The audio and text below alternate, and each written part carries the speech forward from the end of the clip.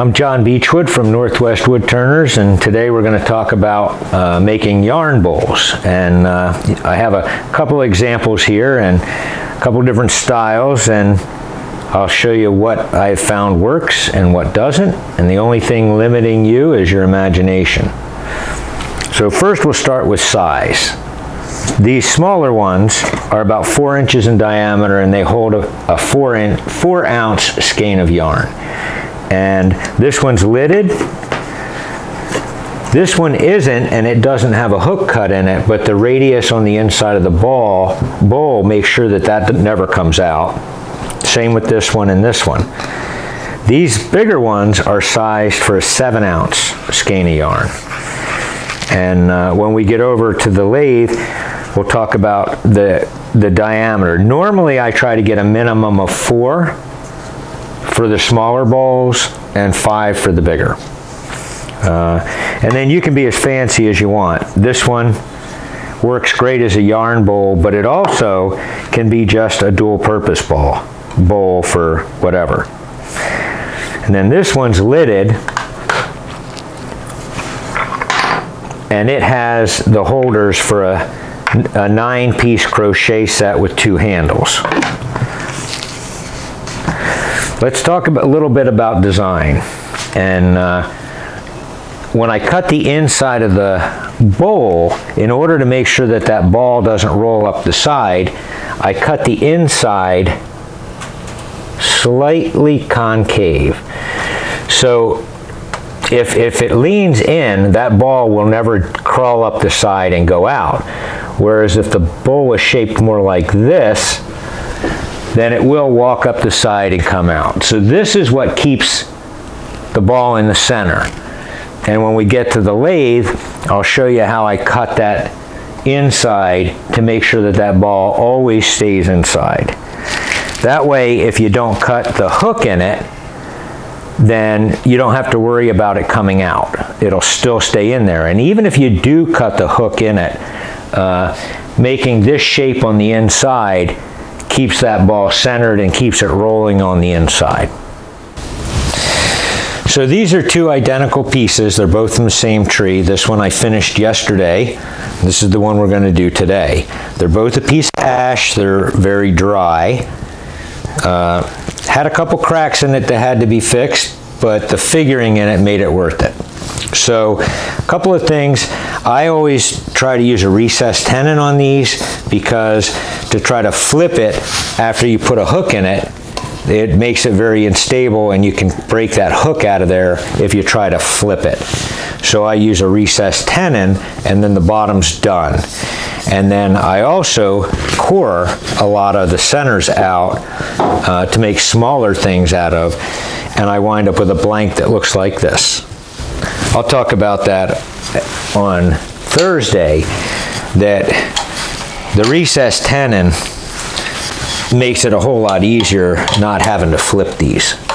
Because once you do the inside and you get everything done, if you flip them, that cut right there makes it a pain.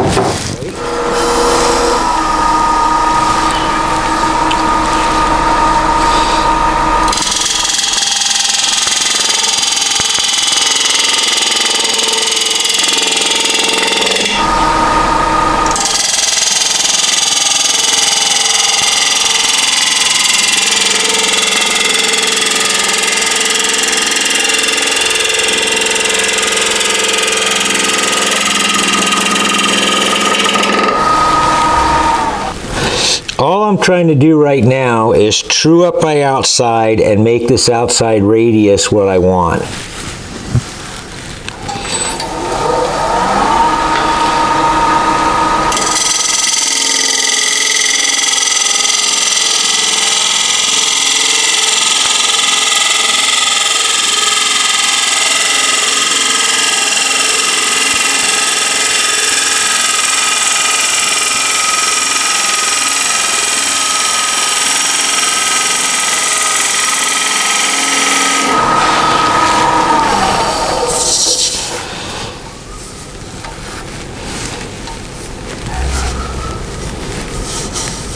a little bit more here, and then we'll continue this round radius on the bottom.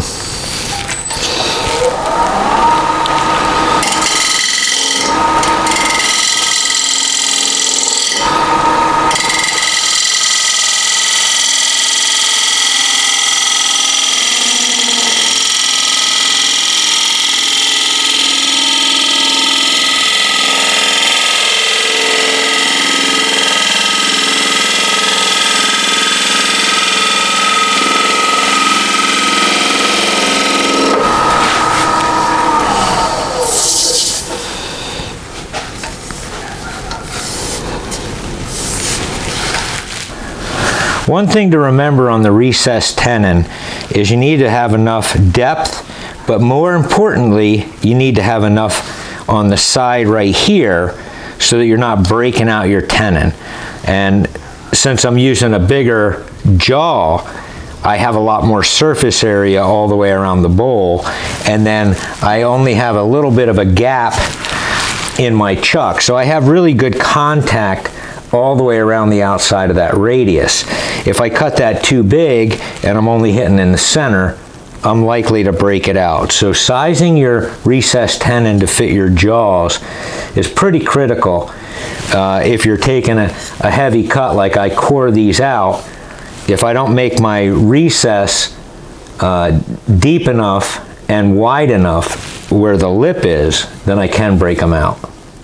So we're getting close on shape, but I want a little bit more of a radius right here on the outside profile, so when I turn the inside radius, it matches pretty close. But I'm going to leave the bottom of this bowl pretty thick.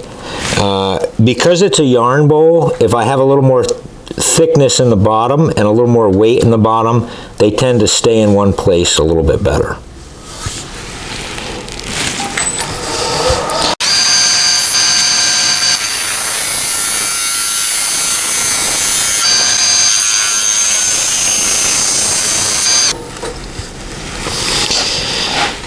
So I like that profile. It's nice and smooth and round on the outside. Got a little bit to clean up right here, and we'll round the nose, or the top.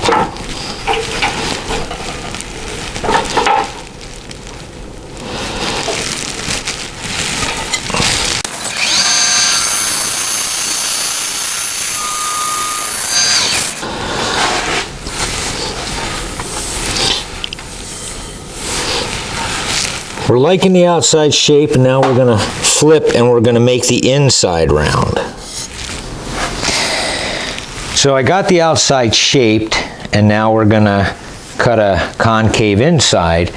And this particular bowl is right now about 5.5 inches in diameter. So I want my depth to be as close to half of that or more as I can get. And my current depth is close to 2.5, so I don't have to go that much further down to get to the center of that yarn bowl, the biggest one you could put in this bowl. So I'm probably going to shoot for a depth of about 3.5. That'll leave me at least 1 inch on the base, and I have this handy dandy Jim Dandy homemade tool for doing that. So I'm going to set this up.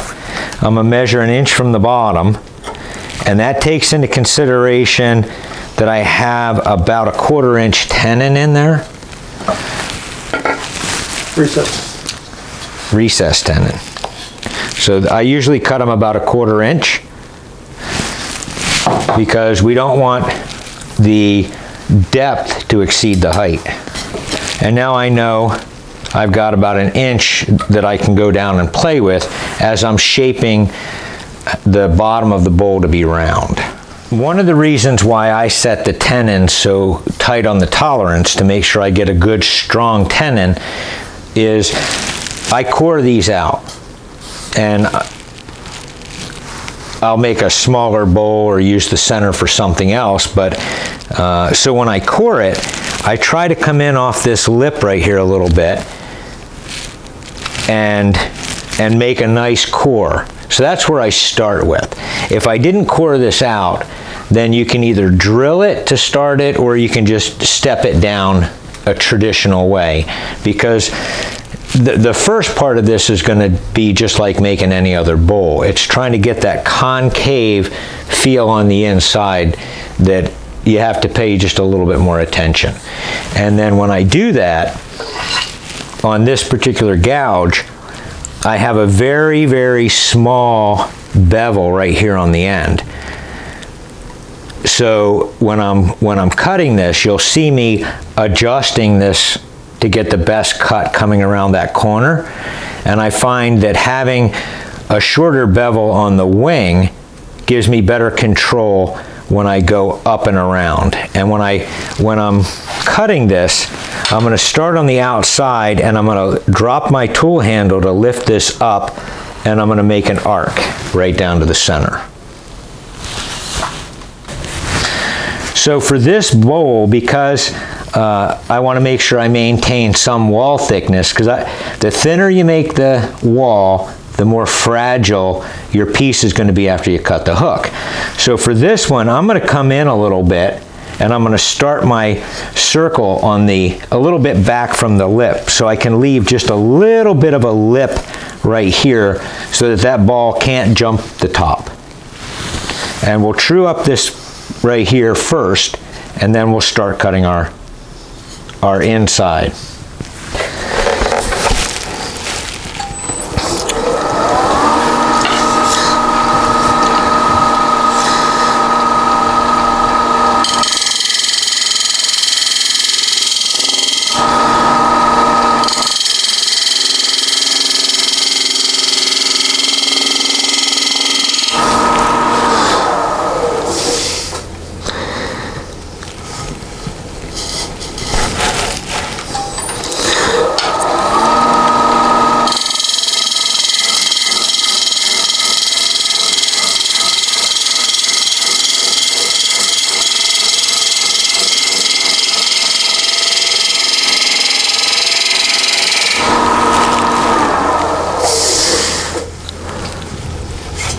Just a little bit more until I hit that edge. We're going to trim that back just a little bit, because if not, it's going to start vibrating on me.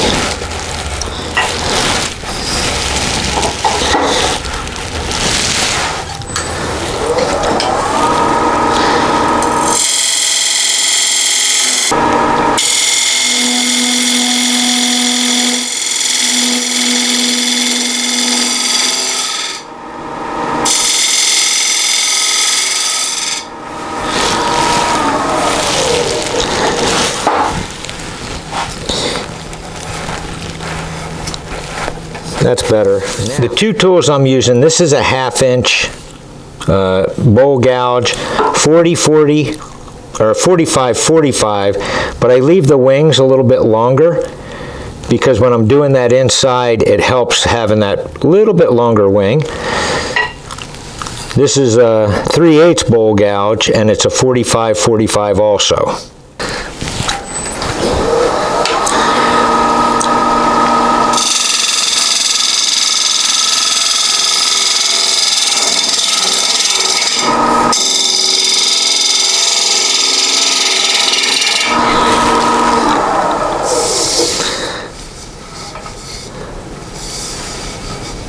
All right, we're true. Now we can start doing our round.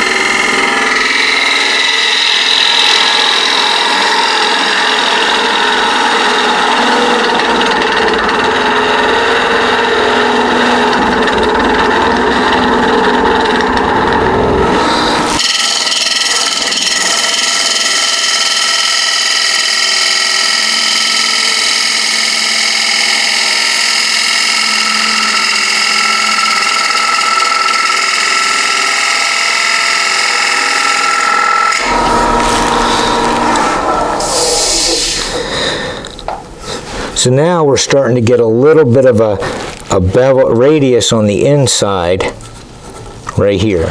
So right here is where our radius starts going in and around.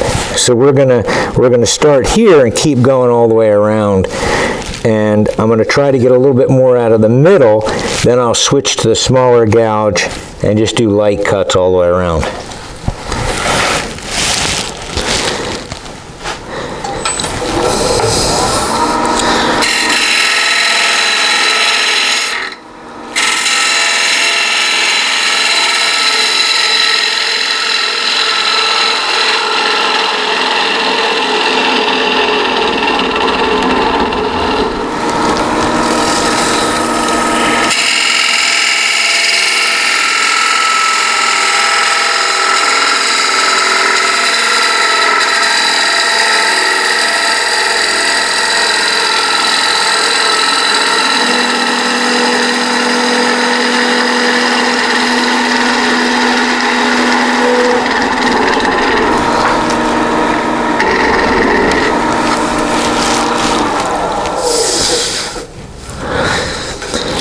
Because of the angle of this chisel and how I'm holding it, the bevel, I'm not getting any tear out. It's a nice smooth cut, just kind of flowing right along.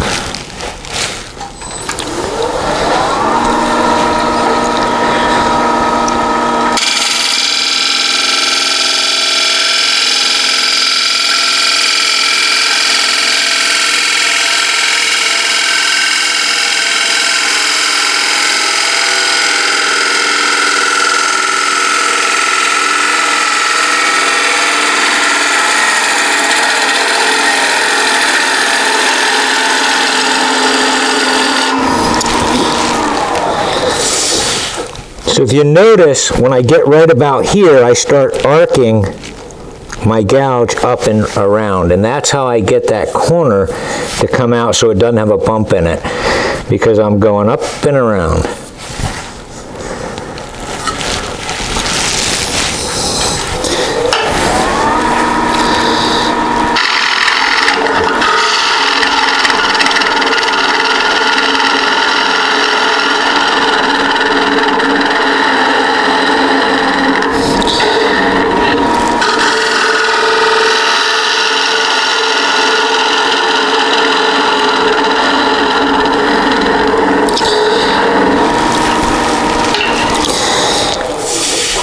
And you could switch to a bottom bowl gouge to do the bottoms of these, but because I want that radius, I find it easier to do it with this gouge, with this grind. It's going to wind up being personal preference. How do you get that shape?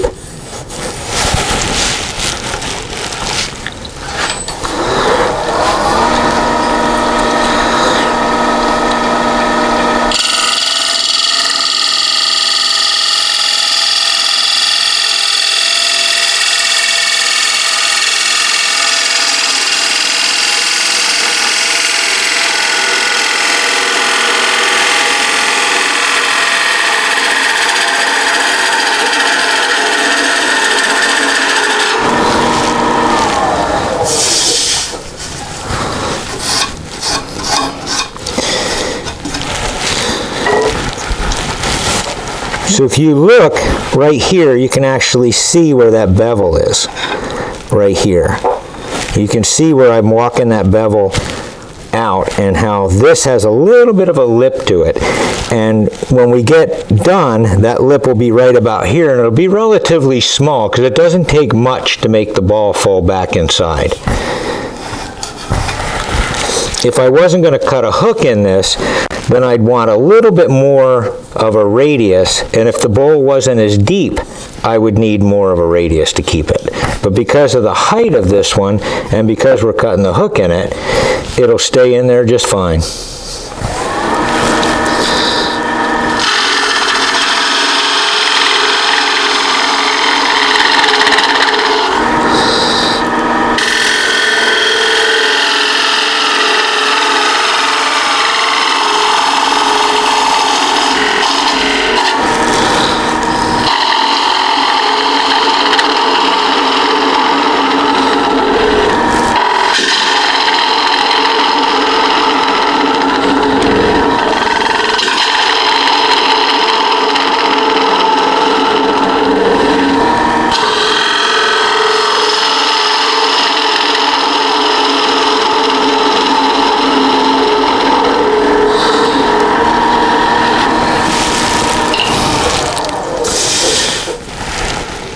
So right now, this radius right here is pretty good. There's no bumps. It's nice and smooth all the way around to the sidewall. Now I just need to switch over to the smaller gouge and we'll just clean it up. So I want to reiterate that when I come in, I'm starting just below center. And as I'm going through, I'm dropping, coming above center, then I'm dropping back down to center. And for when I'm doing these, my normal speed for doing these is about 1200, because it doesn't matter where I'm cutting, I seem to get a much cleaner cut at that RPM.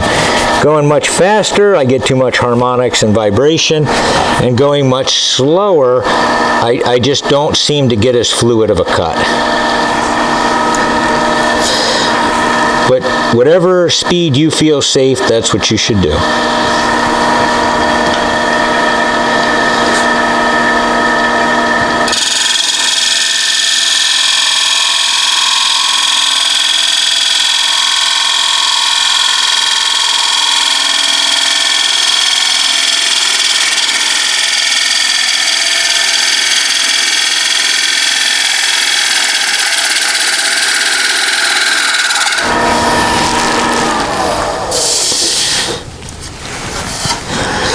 So now we're going to stop and talk about wall thickness, because it's great to have thin walls, but the challenge with a thin wall is where you're going to cut your hook, because the thinner it is, the weaker this part becomes. And as you can see, that has a little bit of flex to it. So the thinner you get it, the easier it is to cut the hook, but the weaker this little bridge right here is. And I think we're about where we want to be thickness-wise. Maybe 3/16.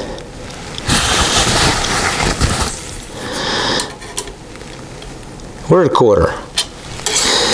So I try not to go much below 1/4 if I'm cutting a hook in these, because you got to figure out where you're cutting the hook. And we'll talk about that in a minute when we shift over to actually cut that in there, why I'm going to pick the location. So we're just about done in here.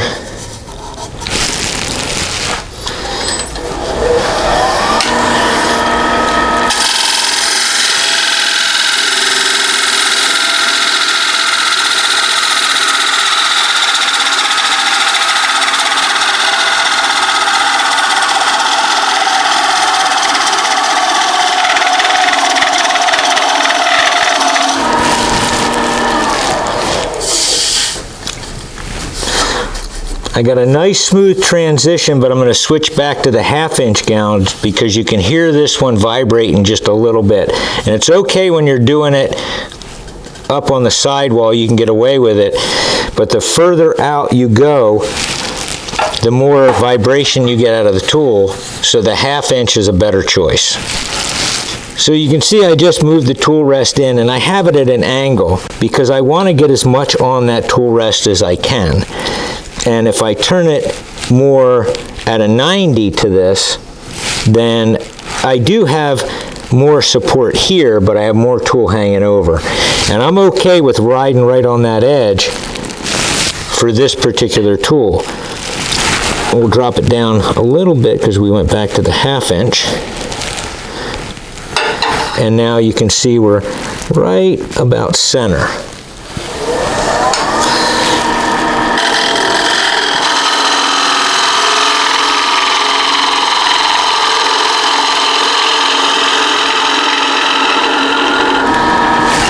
And I am gonna, so I'm gonna take a piece of sandpaper and take this sharp edge off, because I'm getting awful close with my hand and I don't want to get caught.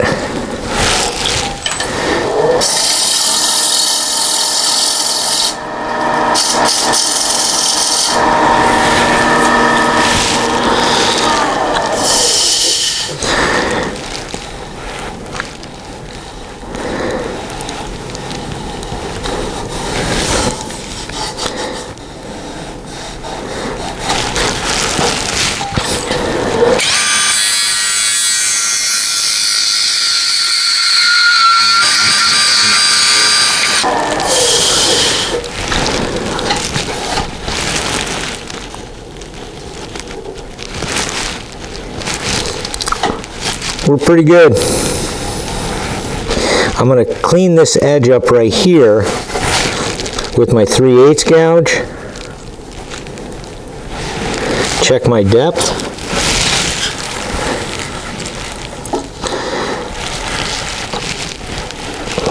And I am within 1/16 of where I wanted to be. And I still have at least a full inch, so I have a 3/4 inch bottom. So I have a 1/4 inch recessed tenon. So now we know we don't want to go much deeper. We're just going to clean the outside up. Got one little tool mark right here I want to get rid of. I want to kind of smooth this transition right here.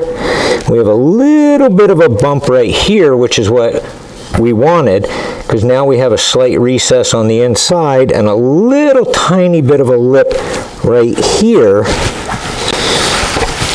just to make sure that ball doesn't roll up.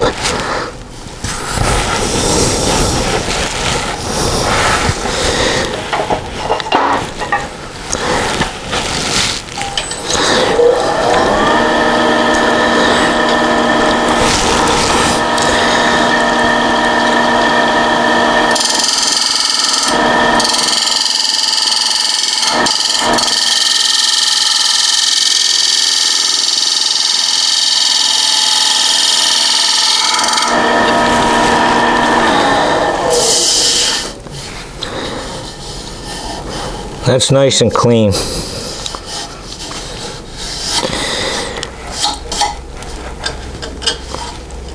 And then I have a little bit of a divot right in the bottom, because that helps keep that ball centered.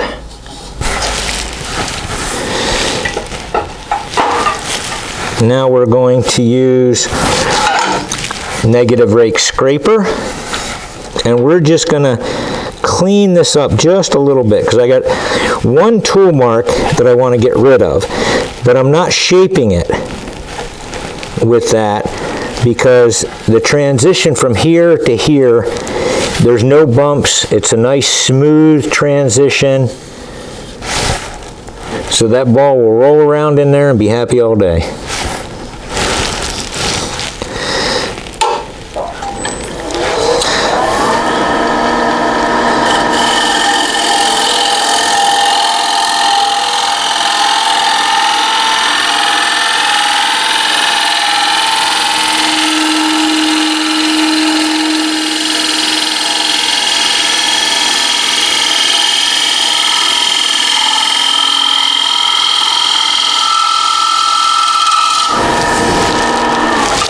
That's how you know you're done. You hear that real loud high pitch. So this is a negative rake scraper. I've got it cut at 75 degrees here, and then I back cut it at probably 80 degrees on the other side. So so it does a nice clean cut, but I'm not also just barely dragging this, letting it touch. I'm not dragging it, I'm just kind of floating it along, and when it cuts, there's no tool marks now. In fact, you could probably start sanding the inside or outside of this at somewhere around 220 and be good to go. So now that we have it turned, and I did a little bit of light sanding at 220 and then 400 just to get the finish. But now we'll put the ball in there and I can explain. So this is a 7-ounce skein of yarn, the normal thickness. And you need a minimum of about 4 7/8, 4 3/4 diameter for a regularly wound ball of yarn. This one's just over 5 inches. So it'll hold up to a 7, and it'll actually even hold a little bit thicker yarn. And then the smaller bowls that I showed earlier are made for a 4-ounce skein of yarn. But my rule of thumb is the smaller bowls have to be at least 4 inches in diameter on the inside, and the bigger balls have to be at least 5. And that allows a lot of fluctuation, because some people wind their ball really tight and some wind it loose. So you have to find out If you're making it for a specific person, find out what they like. But as a rule of thumb, I go for a 4-inch inside diameter on my smaller bowls and a minimum of 5 on the bigger ones. And then this one doesn't have the hook cut, but as you can see, that ball is not crawling anywhere. It's going to stay right in there. It won't come out, and it'll just spin around. So now I'm going to go ahead and finish this before I cut the hook in it. And it'll be readily apparent after the hook is cut that you can't friction polish the inside or outside because you'll catch that hook. And if you picture this one spinning around with that hook, it's better to polish it right now and then cut the hook. And then I'm going to use Pens Plus because it's an easy, durable finish.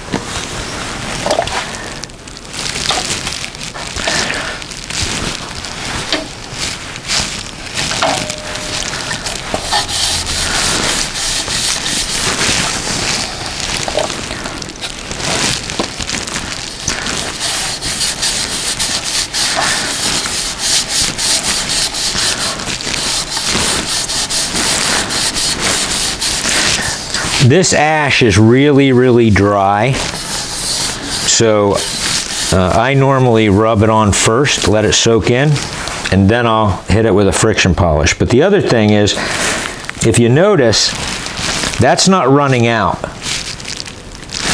It's going to hold right there because there's a lip here, and that lip is also what holds the yarn bowl in. It also holds the fluid inside this bowl. And then we'll talk about the difference between a bowl and a yarn bowl. Mostly it's the shape of the inside and having some concave sidewall. Something to stop that ball from crawling up the side and working its way out. As far as what you make it out of, that's pretty much whatever you want to make it out of.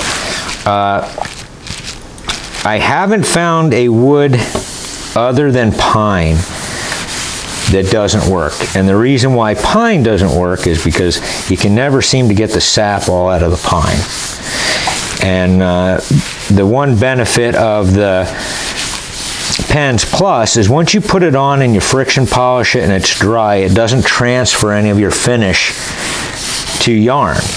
And you can use a wipe-on polyurethane, you can use a lot of other things, but I would not recommend just using walnut oil. Because you don't want something that's going to transfer.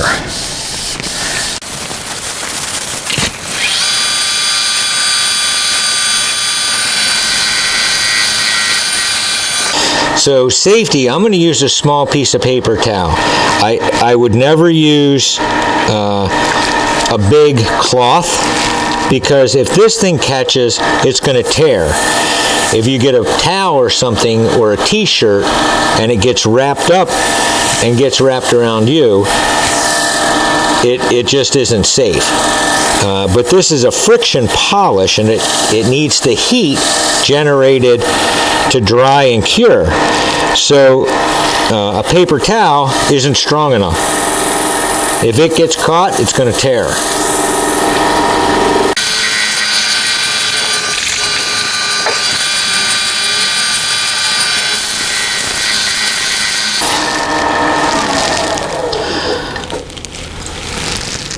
Looks good. Now we're going to cut the hook. And these pieces are ash, so they cut pretty easy. They're also a relatively, they're not super strong. So you got to pay attention to how you're cutting this. So you want to leave at least an inch between the top of your hole and the top of the bowl. And anything less than that, and it'll break right here. And if you go too deep with that, then you're fighting with the thickness here, and the thicker it is, the harder it is to cut. So it's good to have a relatively thin wall, but you want to keep it thick enough that you don't break off this piece when you cut that hook. And I have some that I've done a full spiral. Well, I have one. And it looks great, but it makes the side of the bowl pretty weak. And then the other thing is, I finished it first, because once I cut this hook, again, it makes it very difficult to finish it off. So that's all done. And then it helps to have one of these, and you'll see in a minute. But now we got to pick where we're going to put it. And in this bowl, I'm going to choose right here, because this part of the bowl, the grain goes this way. So if it's going to break, it's going to have to break here, and that's stronger than here. So if I cut it over here, then all these little grain lines are weaknesses. So I want to cut it in the strongest part of the bowl I can, and in this case, it also works out that that's the least figured, because where you cut it in the figuring is important too. You don't want to cut the prettiest part of the bowl and put a hook in it. So this one, it worked out good from my perspective, because this area here is going to be stronger when I cut that hook. This is stronger than this, because it'll break right along that grain line. So what we're going to use is, I have this is an old stand from a bird cage, and it works great for holding my Dremel or my Fordham. I'm going to use the Dremel today with a foot pedal and a saber-tooth bit. So now, put it on the tool rest. So this is a saber-tooth bit, and I believe this is the 1/4 inch.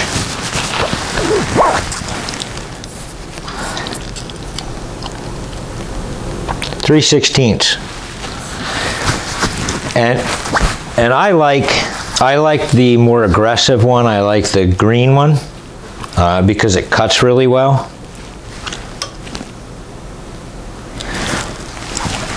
So now that we've located approximately where we want the hole to be, now we're going to measure. So this bowl is almost 3.5 inches deep. So I measured down 1 inch to here. And then I'm going to put a hole right there. And then looking at where I want my hook to be, it looks like I'm going to go somewhere like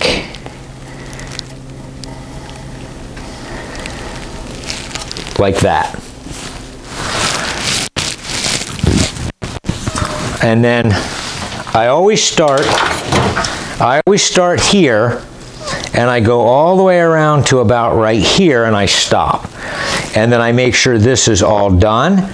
I'll sand the inside of it, and I'll cut this little tiny piece last. It surprises me sometimes when I cut that little piece how much that bowl flexes a little bit.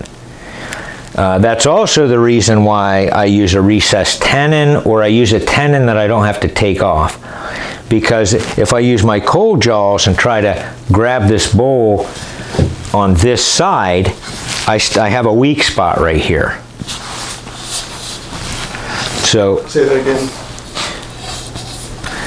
So the reason why I cut this last, I use a recessed tenon, and everything else is done, is because when I cut this little piece, this bowl flexes a little bit.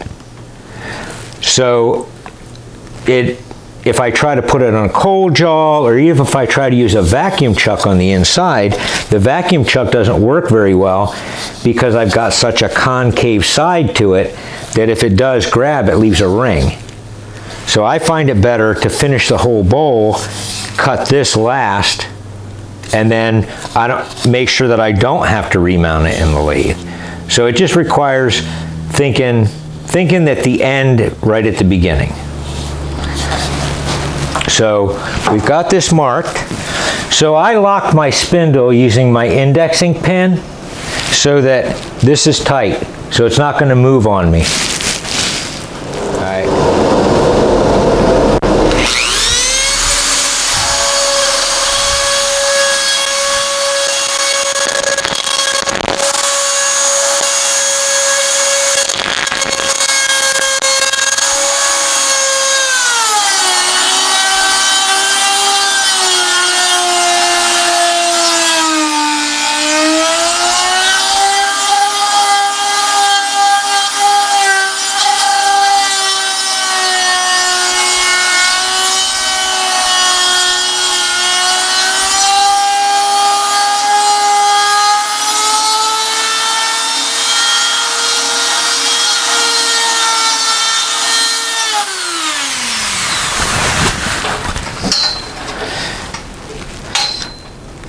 So I'm normally shooting for a 3/8, and this one's exactly 3/8.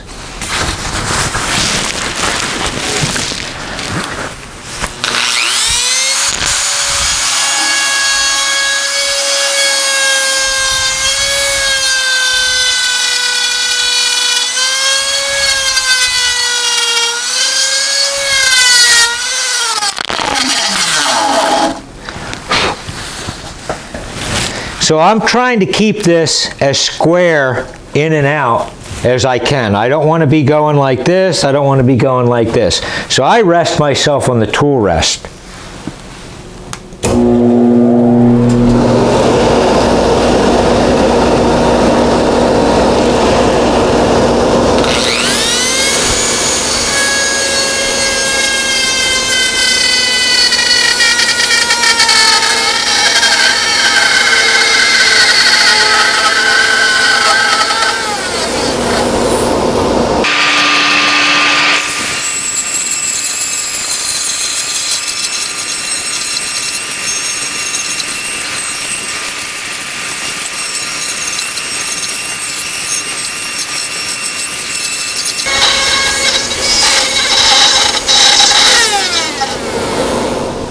So I had to stop because my bit was starting to slide out.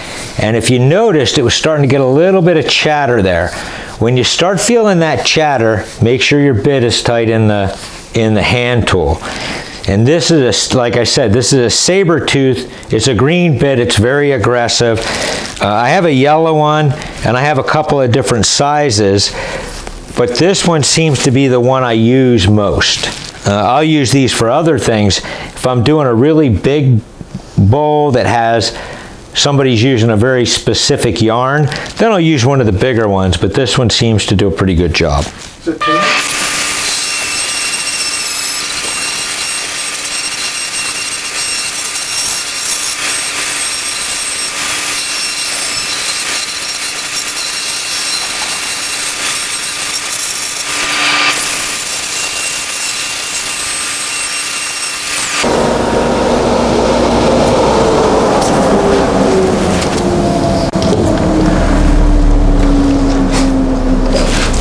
So like I said before,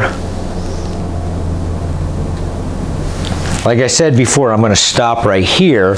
I'm going to sand all this. I'm going to make sure this is pretty rigid before I cut this last little wide mouth right here.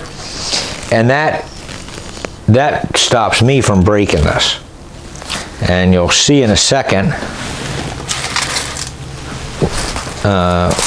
when we cut through this, that sometimes the bowl flexes, and wood likes to move.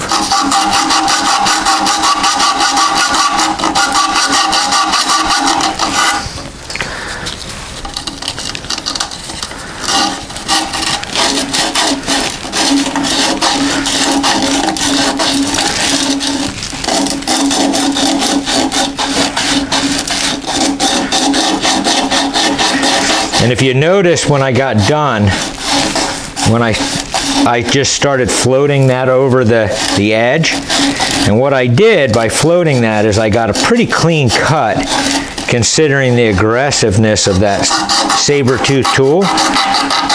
And then I'm going to start with 80 grit and just knock out any tool marks, because we don't want the yarn to get caught up in the hook.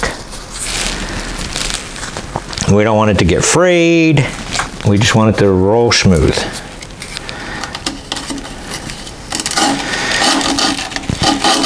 And when I first started doing these, I thought of using a router and templates and all kinds of other stuff, but I found that after you get the first 100 done, the hook becomes very, very easy.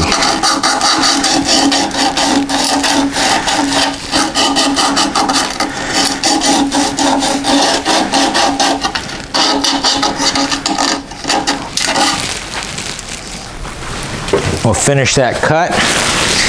Are you able to zoom in right here?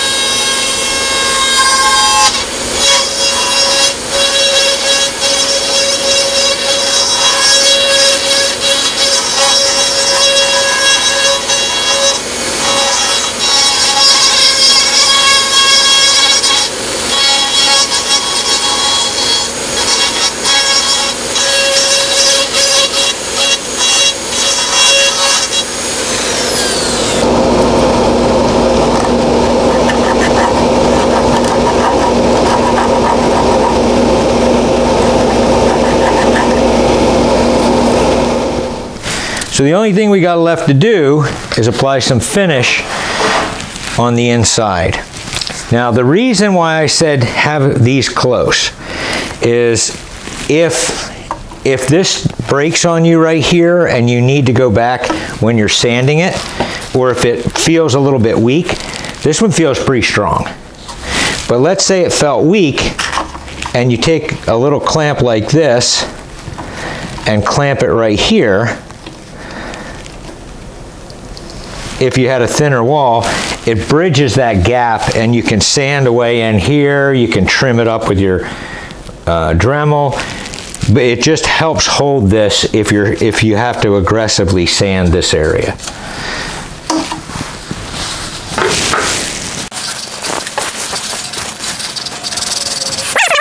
As I'm working the finish in, I notice that it's not tearing up my paper towel. If it's not tearing up my paper towel, then the yarn's pretty safe.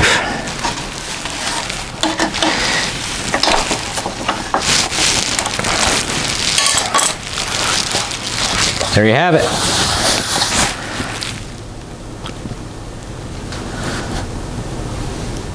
So there's my recessed tenon. And when I started, I had at least a ½ inch on each side. And I probably got a good 1/4 of an inch here. But I wasn't taking any aggressive cuts. If you have that full contact all the way around, it's pretty strong. Like I said, right here, this is pretty solid. Even though we have a probably less than 3/16 roughly on the sidewall. Going much thinner than that, and you have trouble with it breaking right here. Thank you.